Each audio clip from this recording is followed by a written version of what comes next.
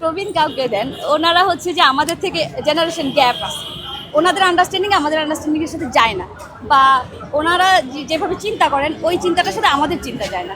তো সেই ক্ষেত্রে আমি মনে করি যে নবীনদেরও জায়গা দেওয়া উচিত, কাজ করার সুযোগ করে দেওয়া উচিত, নবীনদের মানসিকতা বুঝে কাজ করবে এরকম প্রার্থীকে নির্বাচন করা।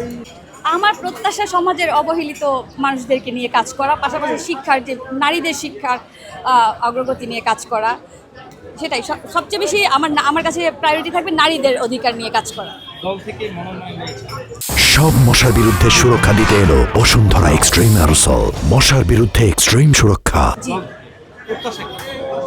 প্রত্যাশা আমার দল থেকে কোনো প্রত্যাশা, আমার কাছ থেকে দল প্রত্যাশা করবে, দল আমার কাছ থেকে কাজ, আমার কাছ থেকে চাইবে যে আমি মানুষের জন্য কি কাজ করতে পারি, আমি দেশের জন্য কি কাজ করতে পারি। আপনি তরুণ প্রার্থী, সেই হিসেবে কতটুকু সম্ভাবনা দেখছেন?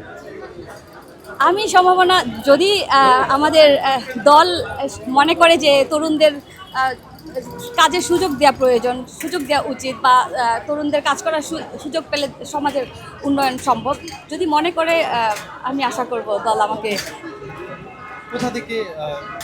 আমি নোয়াখালী 1 আসন।